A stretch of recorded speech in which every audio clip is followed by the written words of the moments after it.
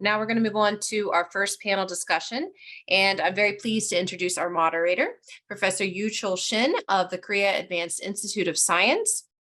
He received his MD Ph.D. from the Yonsei University College of Medicine in Seoul and did his postdoc training at the National Institute of Diabetes and Digestive and Kidney Diseases at the NIH. He joined the Graduate School of Medical Science and Engineering, the Korea Advanced Institute of Science and Technology, where he is currently a professor. And he is also the director of the Center for Viral Immunology, Korea Virus Research Institute, Institute for Basic Science. His laboratory, the Laboratory of Immunology and Infectious Diseases, performs research on T-cell responses in human viral diseases and cancer. And in particular, they are currently focused on T-cell mediated immunopathogenesis, senescence of T-cells, reinvigoration of exhausted T-cells, human immune monitoring, and immune responses in SARS-CoV-2. So thank you, Professor Shin, for moderating. I'll hand it over to you. Yep. Yeah, thanks for a kind introduction. And good morning, good afternoon, and good evening. So yeah, it was very wonderful talk from all of you, the four speakers. And for our panel discussion, I prepared 3 questions. And the first one, so now we are talking about the immune response in the acute viral infection, including COVID-19. But in sometimes the immune response is sometimes the protective, so beneficial to host, but sometimes it's pathological, harmful to host. So what kind of what's the difference between this beneficial immune response or T-cell response or the harmful immune response? What do you think about this kind of the 2 different nature of the immune response? So who will be the first one? So the Daniela or? Sure, I can start. Yeah, so there's always the concern that if you induce antigen-specific T-cell response, that they make like a response that people refer to it like a cytokine storm, out of control response, by releasing a lot of cytokines that cannot regulate themselves. I have to say though, like nobody has really shown that for SARS-CoV-2 here. I am not aware that like people have been showing that this is not, and I mean, held with the challenge model will be much, we'll see actually this like compared to natural infection, because we do follow like these I can talk about the vaccination. So there is no Th2 cytokines, there is no IL-17, there is no IL-10 much induced after vaccination. So it is like exactly those cytokines that you expect to be induced by T cells. So I think it's important to point out that like people need to be aware and carefully follow T cell response with like, you know, either peptide pools or tetramers or to follow that actually the cytokines are produced by the T cells, because you cannot just measure like what is done in the plasma and then say like, oh, T cells make these cytokines. So I think that's important to like point out. Yeah, great. Yeah. So Helen, would you add something more about this difference? Yeah. Yeah, I can add a few on our challenge study. So I think the difficulty, it was one of my questions as well from the audience, was about different groups of people and severe disease. I think these are quite difficult to study because with our challenge study, obviously we aim to have very mild self-resolving infections. We had no major cytokine, like no IL-6, for example, driving anything. But what we can address and what we're trying to do a bit more with our modelling and more data analysis down the line is answer questions like what is driving the symptoms? Is it the viral load or is it cytokine response or interferon response or something like that? So yeah, those are questions we can answer. But yeah, like these studies, yeah, they're all very mild infections, so we can only go to a certain extent, I think. Yeah, so actually in the after the COVID-19 pandemic, not so many, but a few people, they reported a strong Th17 response in severe COVID-19 patients. But actually in the following study, they didn't report about the helper 17 response. And a while ago, Daniela mentioned that the absence of Th17 after vaccination. But Helen, do you have any experience about the IL-17A or Th17 during natural infection or challenge model? Or? I can't remember off the top of my head. I haven't, it's not something that's jumped out at me as being there being an IL-17 response in particular. All our T cells show the Th1 type response. So. Okay, yeah, okay. Then, yeah, let's go back to the original question about the difference between the harmful response and beneficial response. Hoyoung, so maybe you have some more opinion about it as a researcher on the bystander T cell activation. Yes, and well, like everyone well described, I think it really depends on the types of infectious disease and like what types of cytokines they induces. But in my case, in acute HIV infection, we found that, like I introduced, we found this increased production of inflammatory cytokine, which was IL-15. They were activating memory-CD T cells without TCR stimulation, and then make them to contribute to the tissue damage. So I think it is really important to see the key cytokine that are increased by infection and how they change the T cells into whether the pathological features or kind of a protective features. Okay, yeah. Toru, do you have any idea about this? My question. No, because I'm not Especially Dan. Yeah, Dan. So in your monkey model, you try the soluble ACE2. In your monkey model, have you checked the cytokine level of some inflammatory cytokine with or without treatment to the ACE2? Yeah, no, I haven't checked so much detail about the immune cells, but just treated with S2 decoy, so we couldn't see any cytokine production or something like that. So it's normal. Okay, yeah. In the chatting window, the Stephen, he mentioned about that, or maybe the genetics, each individual, some gene, the genetic genome, maybe that's like really important, maybe. Yeah, sure, of course. Well, for example, in the very famous gene in other viral infection, but delta CCR5, the very important gene for the outcome determinant. And also Ahmed, in general, he mentioned that I think it is the individual's health condition. Yeah, so maybe the genetic predisposition, and also Stephen, infection susceptibility. Yeah, okay, yeah. So we cannot ignore the genetics of each individual's gene. But so in my opinion, so we can say that, so still in COVID-19 pandemic, many people are mentioning about the cytokine storm or some hyperinflammation as the cause of the severe COVID-19. So sure, the cytokine storm or hyperinflammation is also kind of the exaggerated immune response. So in just general, I can say that maybe the exaggerated innate immune response sometimes is harmful, but in the case of the antigen-specific T cell response, antigen-specific B cell response, is more beneficial. So I think that the Hoyoung, this bystander theory, is kind of in between. The bystander T cell is kind of adaptive, acquiring the immune system, but upon IL-15, it behaves as an innate immune cell. So I think that we can study we can grab this idea so more in detail in the different immune system, innate and adaptive. This is my just opinion, but anyway, there's a lot of things to do that we need to study about the two different aspects of immune response. And let me move to the next question.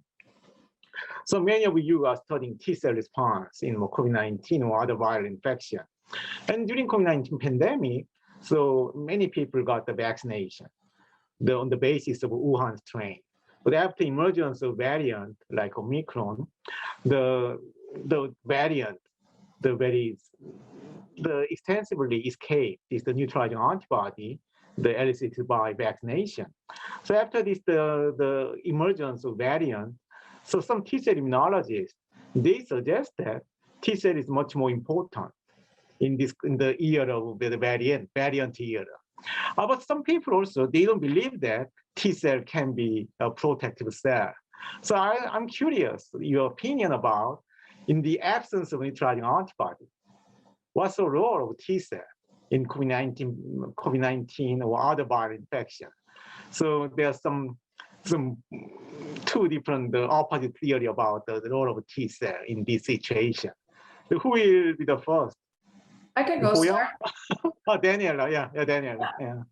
I do think the first reason we got into trouble is because we're trying to assign scorecards, like antibodies are the best, T cells are the best. I think the truth is like you need both of them, and I tried, so they have different functions also, right? So T cells can never like provide sterile immunity because by definition they have to be inside, they have to infect the cell that they are recognized, right? Only so, but then as soon as you have an infection, antibody cannot see the infected cell anymore, right? So I do think you need both of it, and it really depends on like different things than like, you know, how well they are orchestrated, how well, you know, like they influence each other. I think that's much more important than saying like it's T cells or T cells, antibodies or T cells. I think that's not working. I think it's not one thing. I think you need to like see the totality of like things and understand what influences what. Yeah, I totally agree with you. But in the case of variant, for example, you can imagine the situation that the new variant totally escaped from the vaccine-induced antibody. In that case, we have only memory T cell without neutralizing activity. In that case, what's the role of T cell? So maybe the Helen, you can mention about the abortive infection. Maybe is it possible in that situation? I think, yeah, cross-reactive T cells, yeah, and as aborting the infection before it can take hold. Yeah, I suppose at that point they become more important. So our next challenge study is actually going to be a Delta strain. So looking at breakthrough infections, homologous strain breakthrough infections. So we might be able to answer more questions like that in our next challenge study. Yeah, Hoyoung. Oh yeah. As a T cell researcher, I was also kind of focused on the T cell response during COVID-19, and well, B cell also have like memory B cells that can produce antibody as a memory state, but as well, and also like T cells, they provide robust memory. And then like Professor Shin asked the question about the durability of T cells, and I think it's like memory T cells generated by the COVID-19 kind of maintained for a long-term period, and then it could provide the protection even after long after the first infection or vaccination. Yeah. How about Toru? You have some idea? Yeah, it's very hard to answer. So I'm sorry, hold on. So actually, I brought this some topic on the table because several months ago, not even last year, maybe summer, the one paper that published in Nature Immunology by the Stephen Kent and Davenport from Australia, and they just wrote that, they described that the only neutralizing antibody is important. So in the COVID-19 pandemic, they showed that they just provided some evidence that T cell is not so important. so actually that paper is very provocative. So I want to know that. So what's your opinion about the relative role of neutralizing antibody and T cell in the COVID-19 situation? And my final question is already the Helen, you mentioned about this, the third point. So many people during COVID-19 pandemic, they show that some unexposed individual that have the pre-existing, maybe cross-reactive with the common cold coronavirus. And really, do they protective or just cross-reactive but very weak? They don't contribute to the protection. So that's some very important issue, not only in the COVID-19 situation, but also in the future pandemic, because of a new coronavirus maybe have some cross-reactivity with SARS-CoV-2, for example. So what do you think about this, the pre-existing, partially cross-reactive T-cell response? What's the role Helen, you can start maybe. Yeah. Yeah, it's hard to tell. We think that I only showed you the T cell protective aspect of the study, but obviously in this human challenge, we're studying all aspects of the immune response. So we've got all the innate cellular, innate soluble mediators, and everything. And we think that the protection in those individuals is not just T cells; it's a sort of multifactorial thing, just kind of like what Daniela was just saying, that it's everything you need, it sort of multi, and then it's the orchestration of that, so the order of events as well. So I think. So what was your question again? Oh yeah.